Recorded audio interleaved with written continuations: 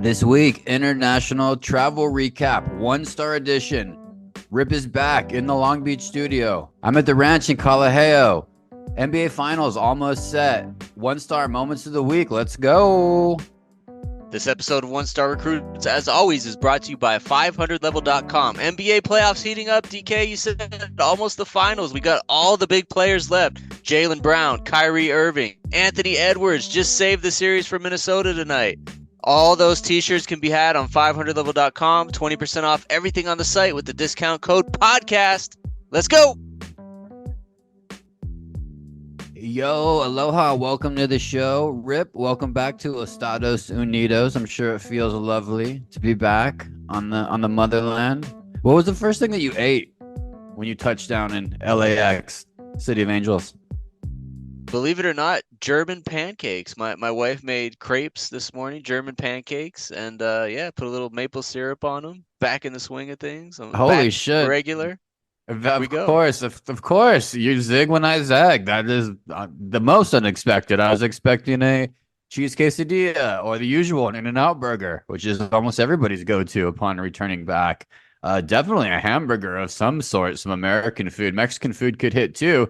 You went German. You went this place next door, just a different kind of pancake to continue your European experience. You guys aren't much of eaters though, too. Did you Uber from LAX or drive? We took the Uber. Yeah, Uber lot now LAX. About $60 to get back home. Crazy. Yeah, that's smart of you, Rip. Well, congratulations. You're an international superstar, international traveler, man. I want to do a little bit more of a France episode, a France epi for the listeners. Summer is here. Travel's heating up. People are looking for tips. I haven't spoken to you, my man, since you've been back. So I figure, shit, let's get some, just the same way homies would run through a trip recap. I'm curious. You got the passport stamped. Do you feel any different? Do you feel like being an internet? I know you went to Belize 10 years ago. You talk about it all the time. I love Belize. You go to the waterfalls, not really a lot of mosquitoes. I know you heard. Now, 10 years later, got the passport stamped. You feel any different? Yeah, I mean, it's like every time you take a trip, you kind of catch the travel bug. So I caught it a little bit, and I'm thinking about the next one. We'll probably be with the kids next time. But I mean, it's such a big world, DK, as you know, and it's like we saw probably 10% of the entire country of France over the last 10 days. So you could spend an entire summer in one of those countries to really check out all the nooks and crannies and find out all the good spots. But we only saw 10% of the country in 10 days. So yeah, I got the travel bug and got my global entry. So we're ready to go for the next one, probably next year. Yeah, that global entry is good. You feel good coming back, huh? With that thing, you just slide on through. How happy were you sliding on through? You do the worm with that, you just pop, bam. It actually got approved the day before I came back, so I did the interview at the airport at LAX last night. So now I'm officially good to go for the next one. Travel bug. It's gonna hit you, man. It's gonna hit you. Well, okay. So you guys Uber over there, you get going, early morning flight. You send me the day before your flight itinerary, and the airline is Norse Air. I'm not mumbling. Norse. Norse. Correct, Rip? Norse? Yeah, I never heard of it until 2 weeks ago, but amazing airline. I got 5 stars all the way. Holy shit, that's the thing. Some of these, I know Icelandic Air was big when I was traveling. That was 5 years ago. I don't know if they're still doing that. That was a big go through Reykjavik, and then it was kind of like access to the rest of that side of the world. Definitely Europe. Norse Air. So I get a text, you sit down automatically. Boom, hit me with a couple drinks. Looks like you might be in business class. Is that B class? That was first row. They were serving up drinks. The cost looked pretty nice to me. 0000, bro. Pretty good, right? Yeah, red wine, white wine, and I think Carlsberg beer, the Danish beer, were all free the entire flight both ways. We did. We're in the front row of the plane. They don't have business class. It's called like premium economy or premium cabin or something like that, which is about 15 rows. And my wife booked these so long ago that she was able to get the first row, first 2 seats, so we had a little extra leg room. And yeah, food was probably 3.5 stars, That's a especially good for an value. What for an give me airplane. just a couple of highlights of the food. So what? Salisbury steak, a couple peanuts. What were a couple of the bullet points food wise on Norse? couple pastas, chicken pasta. The best part was Ah, fresh baked bread. Like they pulled it right out of the airplane love oven and that. brought it down the aisle with some butter. It was amazing. Sometimes those international airlines have those little secret small touches that are true to their culture. Norse. So Norway, right, Rip? That's what it's referring to. Like Norse, exclamation point, Norse. Yeah, Nordic, Norse. I don't honestly. Let me see where they're headquartered at. Winston, get on there real quick. Let's see. So he'll look it up, but they're doing fresh bread, which I like with the butter. Does the butter come in? Is the butter coming cold or is the butter room temperature? It's very important. Usually it's cold on flights. It's coming cold. Yeah, kind of hard. So you cut the knife through it, put it in the middle of the roll, and let it melt a little bit. It's good stuff. Yeah, yeah. I like, that's fine. You can make the butter if you're listening. Any butter purveyors out there who are in the butter game. I know it's easier probably, but room temperature is much more elegant, Norris. If you're listening, free drinks, the free pilsners. How many? I'm gonna under over. Probably the people would say two. I know you two drinks, just to get a taste, and they were free. Did I nail it, or did you go harder? A couple more pilsners. You nailed it on the way over. I had two Carlsbergs, only because it's not a very good beer. It's kind of like the Miller Lite of Denmark, I guess I'd call it. So yeah, it wasn't. It's not like you want to have a six pack, but on the way back, I had a glass of red wine and a Bailey's on ice, all free, $0. $0. $0. Well done, value guy. All right, I knew I nailed that. Two Daniel Carlsbergs for three, two beers, some hot rolls. The entertainment selection, I'm guessing, is probably a C minus. It usually is on some of these European flights. Is that true to form? Older movies, a couple shows that you may or may not watch, like a Malcolm in the Middle. Usually on the international flights, they have the rights to. How was the entertainment set up? Were you set up for success? It was pretty bad actually. You're right about that. I mean, they did have a TV on every seat, which was nice. I think that's pretty standard nowadays. But yeah, older movies. They did this thing with TV series that they only did like the first two or three episodes, or so you couldn't like binge anything. Or sometimes they'd have a TV series like Deadwood. I think they had like season two, episode six, and then season three, episode eight. So like two just completely random episodes, so it made no sense to watch them. Yep. Yeah, outdated Classic. stuff. No games at No all. games, never. The trick on those flights, here's what they get you. It's like a timeshare. They get you to the point where your entertainment, you're still desperate for some quality, fresh entertainment. You start watching the tourism video on Iceland, in my case. In your case, probably Norway. You probably started learning about Nordic restaurants, is my guess, towards the end of it. But you did it, bro. What was it? 8 hours? 9 hour flight? 11 hours each way, and on the way back I did like half the time I listened to podcasts. I listened to you and Train from last week. I got it in. Oh, cool. Yeah, the podcast. Listen, secret tip too, download those podcasts before you get up there. If you're not going to get on the Wi-Fi, if you hit them once and they already are kicked in your phone, they'll kick in up there off no Wi-Fi. But thank you, bro. What do you think? How was that? Pretty good. I tried to, Tran's such a different character on his show. It's like a morning DJ in Tampa, Florida, a little bit. And so I just wanted to get to know it a little one star style. How was it? What do you think? Give us a grade.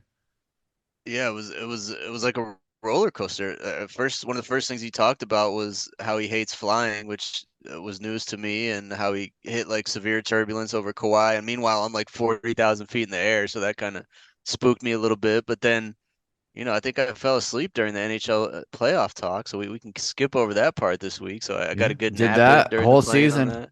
Yeah, we're done with NHL talk for us for the whole season. We got it out of our system, but you got to nap in your podcasting. So that was the way back, but you got it. So you landed. So Charles de Gaulle, success. You loved it. Wonderful flight. You looked over at wifey. We both said we love that flight. That was so chill and easy. Where's the excitement level as you're getting ready to deboard the plane? Where's your excitement level at?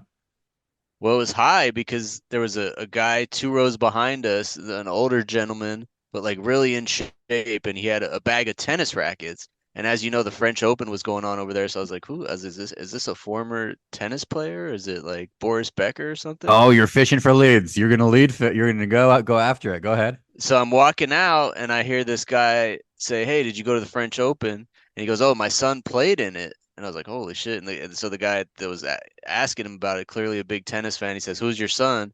And he said Tristan Boyer. So I had never heard of this guy. So I Googled him. I immediately pulled out the phone and Googled. He's the number 193rd ranked player in the world. One I think he star. Nice. lost, One yeah, star. 1 star, but he went to Stanford and from LA here. So his parents were out there watching him and came back on the flight 2 rows behind us. So 1 star celeb sighting of a parent of a Nice. celeb, but You had the podcast interview, or your wife tug you by the shirt, slow you down. I know you wanted to get in there. Let him I know. I thought about it and I actually had my 1 star hoodie like wrapped around my waist. I could have pulled it off, but after an 11-hour flight, man, I didn't have the energy for that. But you were pumped. You saw tennis rackets when the French Open was in town. Sorry to see Nadal fall early. This is the end of an era, tennis fans. I know if you listen back to season two, a lot of tennis talk with us. We went through a tennis phase. Probably ending, though. Probably ending. And this is the beginning of the end. The crumble begins as Rip is in the same country as Nadal in the French Open. But you're fired up. Your wife's fired up. You get out at Charles de Gaulle. It hits you. I asked you before a couple of weeks ago. I wanted you to remember this one when I asked you. I think there's a certain smell. It's very distinct to me. The air is different. There's a different scent in the air. And you hit, as soon as you get out the airport, I smell it. Obviously, you smell gasoline and some other normal city things. But was there a smell, Rip, at Charles de Gaulle Airport for you?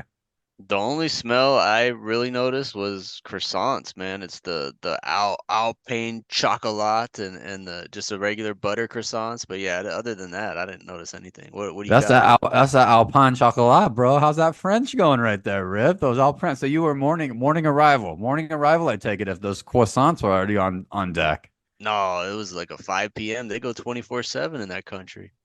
Do like those chocolates? No, it's for me. It's very distinct. I smell what is on the cusp of rotting fruit, not in a bad way, but not in a good way, and it's so distinct for me. And I smell that throughout Paris, the entire place. I don't know if it's just my nose, my pheromones, the way that I operate. Listeners, if any cities have a certain smell, let us know.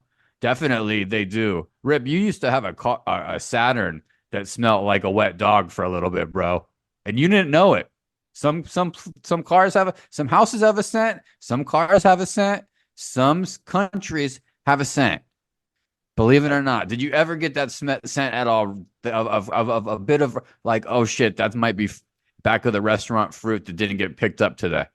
I think you just like you may have been in my Saturn in a bad week or something after a dog beach day. I think you hit Paris like the end of peach season or something, man. I don't know. I didn't smell God. any rotten fruit. You think that's what's the word for that? What do you call that? Nuance? What's the word when you just get into your own bag and you're in your own head with your own certain thing? I could be right. It could have been France is striking regularly about everything. Maybe they were striking fruit that particular week that I was in the second arrondissement, but it was very evident to me. Dude, there was some protests going on right now. I don't know if you came across any of this, but I saw some heavy protests about not being prepared in the city for the Olympics, in particular with number ones and number twos, poops and peas. And as part of their protest, possibly, I don't know if you saw any of this, Rip. Breaking news. If you saw it, they were gonna do number twos in the Seine River. I did not see any of that, but it makes all the sense in the world that you said it. I turned over to my wife on like day 3 and I said my only complaint about this trip so far is the lack of public toilets. Like I actually had to pay €1 to go pee in a like public garden toilet because there's nothing. The toilets out there. I mean, you can't even go into a restaurant and ask to use it. Like No, they're all downstairs. You have to be a paying customer. you got to get espresso. Yeah, Red. That's why you got to do so many coffees. It's the worst place I've been, including Mexico, Damn. for public toilets. Not good at all. Yeah, 1 star No, toilet I agree with situation in you. I've Paris. been in one of those €1 spots too, where it's still this is nicer than anything, but this is silly. And you can't pee. Yeah, there's not. You're exactly right. They're going to come into problems. So the people are aware of it ahead of you. I'm glad you signed the flag. So you would have taken a shit right there in the river. You were eating a poke bowl out of that river, Rip. I think I would have found a place more secluded than that, man. I don't know. I would have paid to go in a It's hotel gonna or something. breaking I news. can't do it in a river. One stars are on it. We agree with the protesters. It's gonna be problematic. We're alerting that we're alerting the sirens now. People should become prepared with it. Squatty potty. You're going to watch hip hop dancing. Be prepared. There's might not be a bathroom there for you. If you're waiting in line to get into incline vert ramp, you might not get in. if you got to take a if you got to take a number two from eating, which I want to ask you about. Listeners are very interested in the food situation. A, because you're such a puss. B, you promised to try things that were going to be a little bit new and Parisian a bit. So let's see. 1 to 5 star food recap. Croque Monsieur or Croque Madame? Did you try both? What is the rating? I tried the Mansour and it was high. I think I'd say it's a 9. And I actually tried it at Disneyland on my last day in Paris. Where at Disneyland there was a stand for croque monsieurs, and it was amazing. It's like a grilled cheese, like soaked in It's butter, and then cheese melted on top of the grilled cheese, and with a piece of ham in the middle. So yeah, it was amazing, man. as Paris is to the Croque Monsieur, Tempe is to the cheese crisp. Rip. It's just a delicacy of the region of cheese and bread. They're everywhere. I'm surprised you didn't eat those more. Last day at Paris Disneyland. Of course, you ended up at Paris Disneyland. Yeah, we got to get there. I can't believe you got there. You went to all the tourist spots, I bet. If I went down the whole list, you would check me down, check it all down, check it all around. We're going to do food, though. Keep going. Pizza, you sent me some pictures. It's not a hot take for me. I actually have found some pretty dang good pizza spots, too, traveling, particularly in Paris, because they use fresh ingredients. But pizza, 1 to 5 stars. 4.75, like as close to 5 as you can get without being perfect. The crust was amazing at all 3 places I tried, including Andrew Rossi from Shooting Two Podcast recommendation at what was it called? Pink Mama. Yeah, the restaurant called Pink Mama. I ordered a pizza with hamon. It was 5 stars right there. The crust is so good and soft. It's almost like the New York crust when they get it really soft like that. So good, DK. Pink Mamba, shout out in the Marmont district. Yeah, dude, that's surprisingly really good. I think it's fresh ingredients is what it comes down to. But it's good to see you doing some pizza there. 4.75. Damn, Rip. You've been in New York City, right? You've done pizza there. I just Yeah, want to. that's the 5. That's the 5 right there. I mean, you can't get any better than. Well, Well, no, in New I've never Jersey. been to Italy. I've never been to Italy either. So We've never been to Italy either, so we're just getting your radar a little bit. Train was on talking all that garbage. I had to clarify if this man's ever even seen with his eyeballs or some of these. Okay, fair though, fair. I have to agree though. That might be a hot take though. A lot of people might say we're idiots for that because pizza in some other European countries are complete trash. I think France happens to do it right if you find the right spots. Pastries overall, croissants we mentioned, but pastries as a whole, 1 to 5 stars. We've heard the hype. I'm sitting here, my fat ass. That's why I gained weight. Really, I blame cookies and pastries of my love. And my title on Twitter, DNops1, I love all things bread, has been my title for 10 or 15 years. So this is the most important in my life. By the way, Rip, 185.2. I weighed in just before this podcast. So I'm down 3 pounds since I talked to you last, brother, on my race to 178. 1 to 5 stars, pastries and friends. congratulations on your weight loss. I heard that episode last week with Train. You guys talking about it, both of you. I mean, you guys are embarrassing all of our listeners and myself included. So good The job. worst But part yeah, about him though is he never gave any tips though. He just says, just eat less, which is fine. But I think there's a lot more than just eat less that I'm going through right now with well, he this. said he said intermittent fasting, which I know is his big thing. But to me, working out has to be involved, and he acts like he never works out. I mean, maybe he doesn't, but the guy's got to do some sort of How cardio, many right? steps you get? How many steps are you getting in a day out there in France? I think we averaged like 17,000. We hit over 25,000 our last day at Disneyland, like a mail carrier, like CJ over here, on a mail That's route what's on a up. That's what's Tuesday. up. That's how you keep it with all those pastries. So pastries. So I immediately. So did you get one at the airport when you smelt them coming off, or did you wait? When was your first croissant experience? It was immediately after we got to the hotel. We went out and found some pastries, and I'm not going to surprise anybody. It's 5 stars. I mean, it's the home of pastries. It's the home of croissants. It's like pizza in Italy or gumbo in New Is it? Orleans. I Yeah, mean, you yeah. can't. How There's about no like no way I couldn't say a 5. and once it hits your mouth, like it's different. Like brisket in Texas, it's different. You immediately know. Yeah, it's hard to duplicate it anywhere else. Like I've had some good croissants and pastries out here in California and other places, but you know when you're in the birthplace of that stuff, and they just do it differently. A lot of people will say just get a box of Costco, those 20 pack of 24 croissants. Same. Same deal. Throw some ham in there. Probably similar texture and softness and everything, but they probably have so many different additives and sugars that they don't do in France. So you know it's a little healthier and a little more pure. Yeah, hell yeah. You know, those were schmacking. That's what they say in Milwaukee, schmacking. So you're doing pastries every morning, doing pastries. So food's pretty good. And then you did a fancy Michelin star spot, which I didn't expect from you. That was an unexpected little hitter from Rip. Didn't think you had the patience to sit through it, which you shared with me. But give the place a shout out and 1 to 5 stars. How do you do your fuck? That had to be a 15 course tasting menu. It was like a 12 course. The place was called Le. I don't even know how to say it, man. It's another French word. It was called Coquillage in Brittany, Bretagne, in the countryside up in France. And yeah, 2 Michelin stars, which I don't even know. My wife was explaining to me during the meal about this, but we sat there for 3 hours. I went through an entire bottle of wine by myself and 12 courses. So it was pretty darn good. All my wife said is we have a reservation. I didn't know what I was in for. But yeah, I think 7:30 to 10:30 at night we were sitting there eating. It was incredible, and I passed out immediately after getting to the room. It's a long time doing those tasting menus. You got to really commit. Without the weed, it's the weed really helps with these things. It's a huge benefit. The restaurant should start enhancing it as time goes on. But yeah, I'm looking at the menu. You sent me a picture. Started with Water Life. That's the name of the dish. Water Life. What was that? What does that one consist of? That's how you started. I think it was something from the ocean. I think it was like an oyster. Yeah, it was no oyster or a clam with all kinds of spices and seasonings. That's the thing. They wouldn't even tell you what it was on the menu. They just gave you a theme for it. Like the second one was flowers, and I like literally ate a flower in a glass of water or something like that. It was very bizarre, but somehow pretty amazing. You losing your marbles there. Yeah, the floating land, the luminous was the number one thing you put in your mouth there. Number one thing you put in your mouthpiece. Seaweed ice cream, vanilla ice cream with seaweed and probably 3 other spices. So good, DK. Like to die for.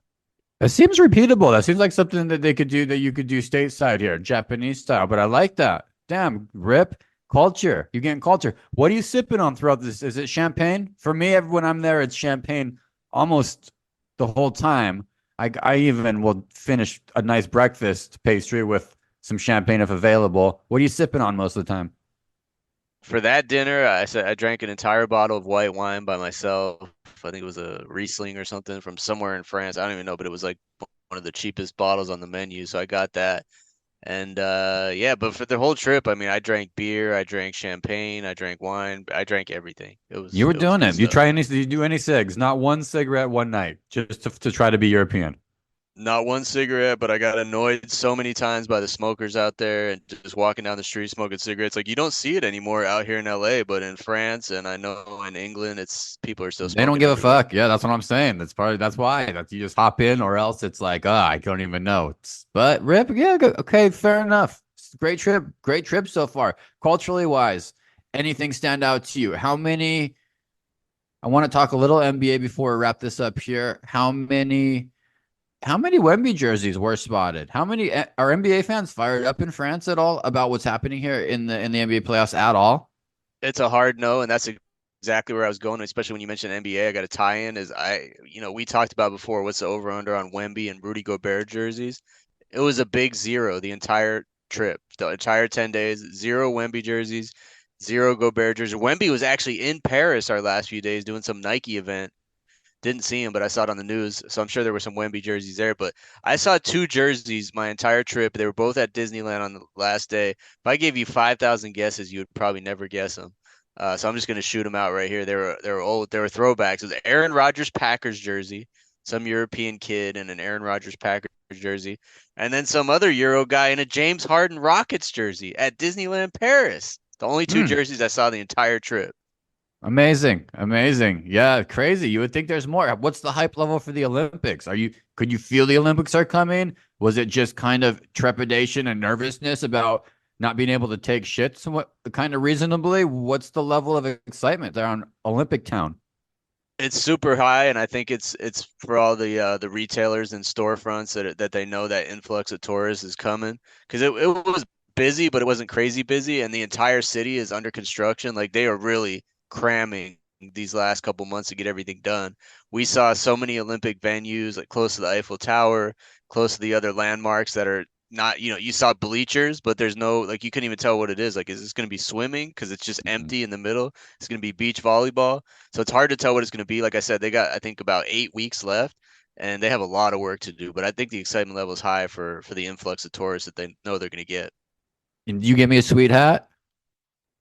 I didn't because I won't see you. I could have shipped you something, but I didn't. Only stuff I got, only people I got stuff for are my kids, my mother-in-law who's watching them when we got here, and then one of my baseball coaches here that I see like every day. But I'm not gonna. I don't know when the next time I'm gonna see you, so I didn't get you anything, man. Sorry. Well, that's it's kind of shitty. I did ask specifically, also semi-understandable. This day and age, I think that's a thing of the past when we couldn't mail things anywhere, anytime within 2 days, too, where it's like, oh, let me get you this while I'm there. Creates like 3 levels more of problematic things for the sender. Like you have to do all these extra steps when I could just go order it directly from the same store. Yeah, that's the thing. Is that anything I With could have gotten you there, you could just order But it's online. also a little lazy, Rip. A little lazy, but also totally understandable too. You don't want to fill your bag up. I know you're nervous about hitting 50 pounds, 50 ounces extra. They charge you. People be taking wine out at the airport, drinking it, try to get less euros so they don't have to pay that extra surcharge for their fat ass bag coming out of Britannia, sipping on seaweed salad, you motherfucker. Dude, lovely. So wonderful. You did it. So NBA is not popping that much as it definitely is here. Figured it would be a little bit more with a couple, at least with Rudy playing for now in the playoffs. Bill Walton, RIP, unexpected. Kind of hit me a little bit hard because he is such a cool guy who I never thought of as could die, really. So the day that I learned of it, which was 2 days ago, I did. It was kind of a slower. A lot of this stuff happens in real time now with social media where people pass away, and it's relatively quick, which is sad. I think we used to take a little bit longer and think about it, but Bill Walton, I think with you maybe too, Rip, a lot of people I know from social media and talking to some other friends, but with me too, it stuck all day. I think I want to live a little bit more like Bill Walton. He was pretty carefree, happy, and grateful all the time. We didn't even hear about the end of life stuff, which, as the voyeurs we are, we always want to hear that how, why, where, whatever it is. And Bill stayed pretty true. I was thinking if I have any stories for the podcast. I don't have any direct stories that I can think of. There was a lot of times at Oracle Arena in the guts of Oracle Arena that he would be there when Luke Walton was coaching and I was there. So there was glances, but there was never any correspondence that I had with him. Nighttime Pac-12 games. I mean, we would so many of my buddies, so many hours and hours and hours were spent watching Bill Walton and just laughing, smoking a little weed, eating some Jack in the Box, just laughing with Bill, going with him, watching Washington State play Oregon or or U of A play USC, and he's down there in Tucson throwing cactuses around. So really a huge part of the basketball culture that we grew up with, Rip, in a variety of ways. Maui Invitational, he connected with me. I was able to just kind of give him a head nod in 2022 at the Maui Invitational. I know he loved Maui a lot, really loved Hawaii a lot, and that makes sense for Bill Walton. His personality has the aloha spirit. He has that. You know, think of the aloha spirit. That is the aloha spirit. I don't know if you have any memories, Rip. Did you interview him for a magazine at one point in time? Was he on your list of interviewees? Yeah, I love the guy. Interviewed him for a feature article I wrote about 15 years ago. It was like a half-hour interview on the phone. He was just awesome, telling stories from the playing days and super friendly. Like didn't have to do the interview, but one of those things where you could tell he was cool being there and all that stuff. And I've been trying to get him on this pod. I actually just emailed him a few weeks ago, to get him on and didn't get a response. Like you said, I had no idea he even had cancer and was going through this battle. So super sad and unexpected to hear about that the other day. But yeah, rest in peace, man. He was a good dude. I'm gonna miss him on the broadcast. He was kind of polarizing. A lot of people didn't like all his stuff, but his stories, man, his energy on the air was like it was unique and something you're not gonna find anymore now. Yeah, he's a real entertainer, and like I said, real good human. Rest in peace. Yeah, share your stories. Be a little bit more like Bill Walton, Rep. You're gonna bring that vibe at all. This is some teachable moments for maybe kids to teach about John Wooden and Walton, and then his story of staying true to himself. Yeah, he always would reference that pyramid of success and Wooden. I mean, Wooden was his guy, man. So if he was kind of a hype man for John Wooden, so someone's got to carry that on because he believed in that guy so much, and he taught him everything he knew at UCLA, and just a big part of his life. So someone's got to carry on that legacy.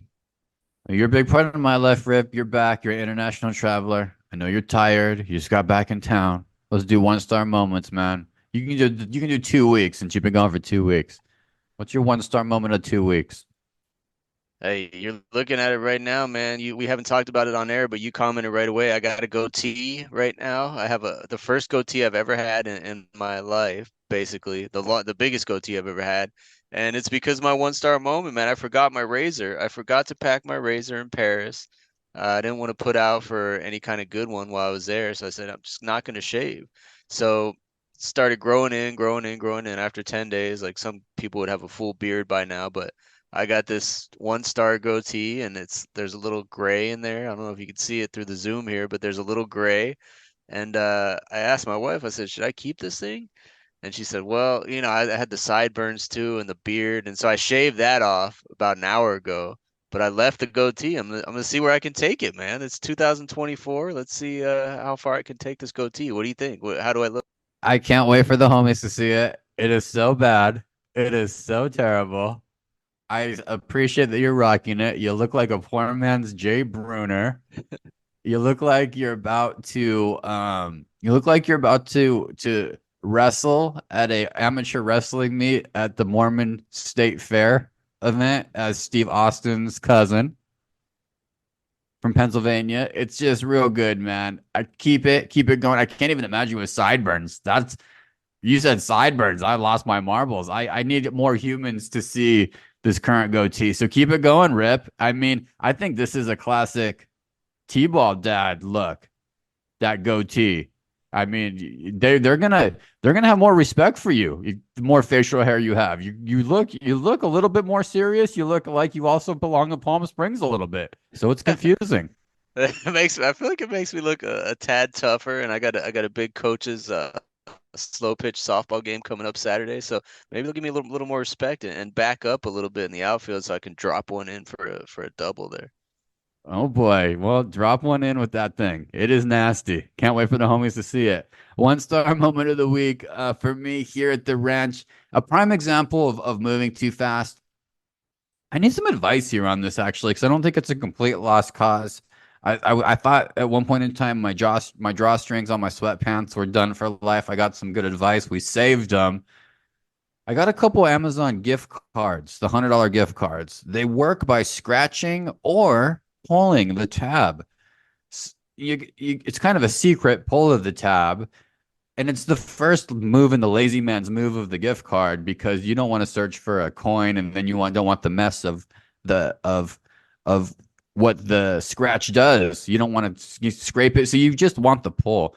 So I got the pull move, did it too fast, Rip. Classic move. I panicked, and then I shifted into scratch mode after I panicked. So I panicked. I pulled it at a too bad of an angle. The second four numbers were unexposed, and then I did a panic scratch to see if I could still scratch it and see the numbers, but they were gone, bro. They were long gone. So I have a couple. So that's what I'm missing. So how it works is you take a picture on your Amazon account of the back of the gift card, and AI reads the four digits, and boom, and that's it, and gives you your credit, and you move on with your life.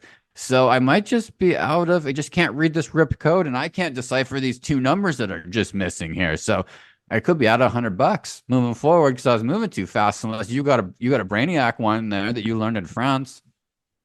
I don't, but I'm saying call the 1-800 number on the back, and I'm sure those Amazon reps that probably get 100 calls a day have run into this many times, even in the past week, and they probably have a really good solution for you.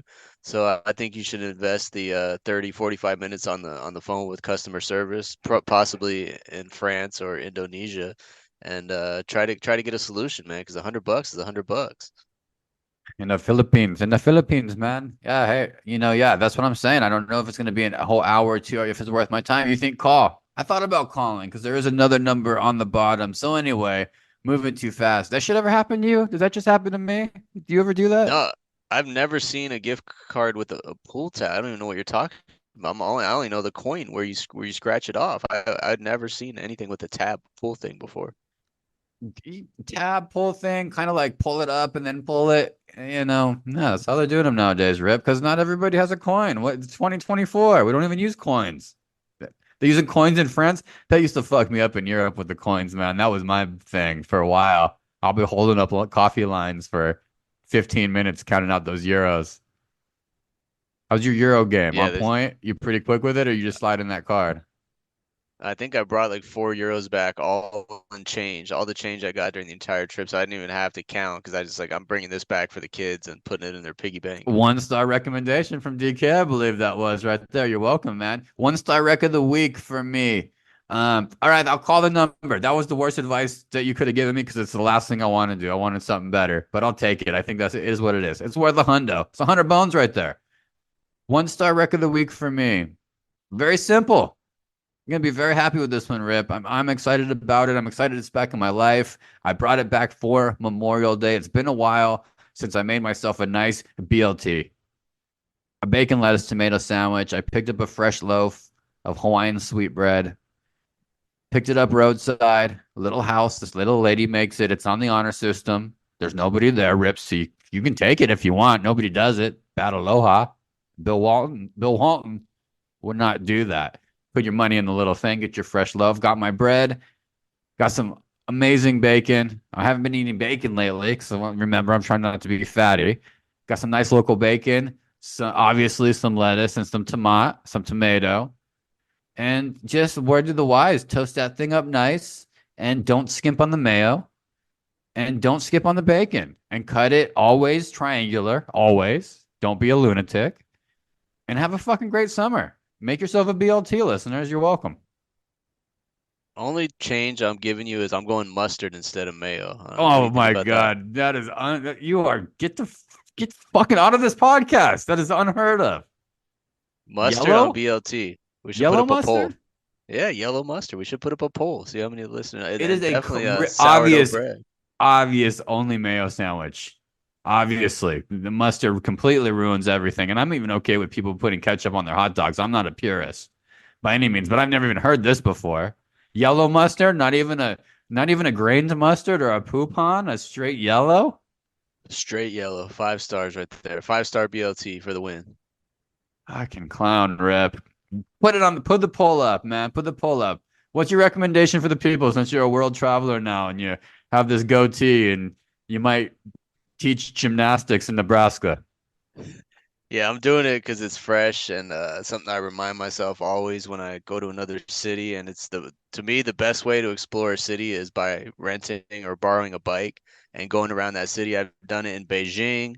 I did it in Paris with my wife. It was amazing. It's Nice. so efficient. You and I did it in Denver. I think Denver, like what, 10, 15 years ago. Yep. You cover so much of the city, the downtown area, and Paris especially is really bike friendly now. They got bike lanes everywhere. A lot of these cities are.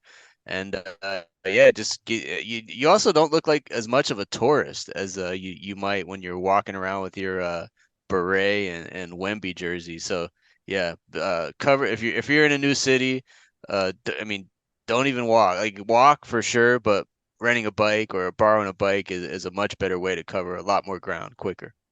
Oh, it's the best. That is that's one of your better recommendations yet, Rip. I love doing that in Denver. I did the same thing when I was there in Paris. You do bikes during the day, you walk at night, and I kind of feel like you're in Jason Bourne movie a little bit.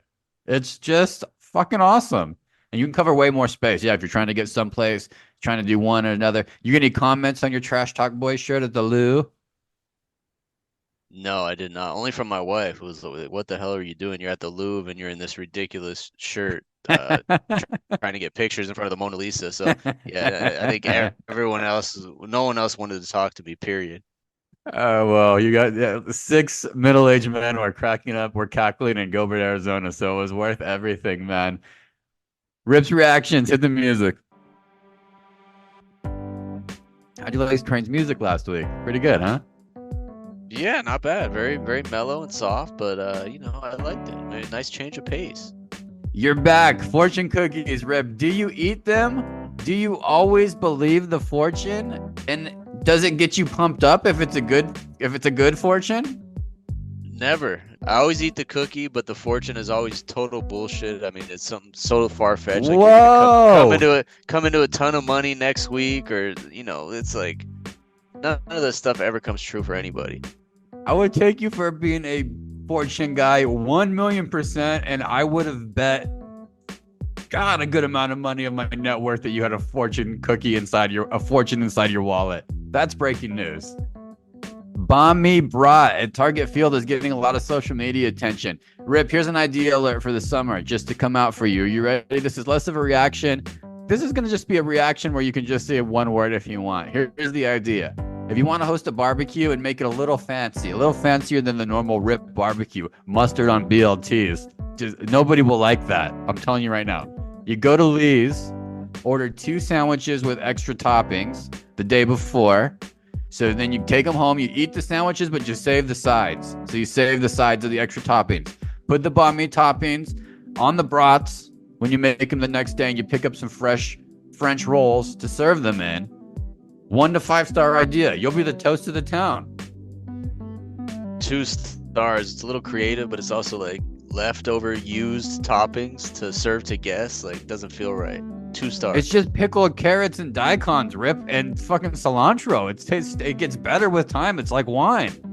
That were scraped off of a sandwich that you're eating. No, you get extra on the side. They put it in a plastic bag at Lee's. I'm giving you gold. Listeners, if Rip is not going to take this, you take this. You Bomb Me Brat in your neighborhood. Take full credit. Take all the pats on the back. You take them. Take all of the Pat McAfees on the back. You can have Mustard Rip's BLT is way more innovative. Fuck off. No Jamar Chase nor T. Higgins at the start of Bengals voluntary OTAs. Rip, both players are seeking new deals. Your management in Cincinnati, you sign them. Both of these guys, one of these guys, or none of these guys. I'm offering Jamar Chase to the Arizona Cardinals straight up for Marvin Harrison Jr. Let's go. Who says no to that? Did you see Joe Burrow's haircut on social media? Is that his real hair, that long hair? No, does he have a goatee? He's not a creep. Not a creep, just a cool guy. A lot of smoke out there about what Stephen A. Smith actually is. Is he a journalist? Is he an entertainer? When you hear Stephen A. Smith, Rip, which media bucket do you put him in? He used to be a journalist, but now he's an entertainer. Fair. Same. And that's enough of that question. I was going to dig in a little bit more, but I don't really want to. I'm going to finish with this one because this is good shit, Rip. We're going to start season 7's coming up July 4th. We're going to start a new season of 1-star recruits. We're coming out strong. Mariners shortstop Ryan Bliss just made his MLB debut. It was a long time coming, bro. He called this shot on social media 10 years ago. The tweet read, he commented on a Seattle Mariners tweet in 2014. He said this, Rip. He said, in 2014, he said, I can't wait to play for the Seattle Mariners. Tonight, he's been called up. He's going to make his MLB debut with the Seattle Mariners. Rip, call your shot for the summer. Go ahead. Speak it into existence. Anything you want. This goatee will still be here in September. That's the shot, DK. This goatee is going to last all summer. Get this guy at Manscaped. R.I.P. Bill Walton. We'll see you guys next week. Take care. See you next week.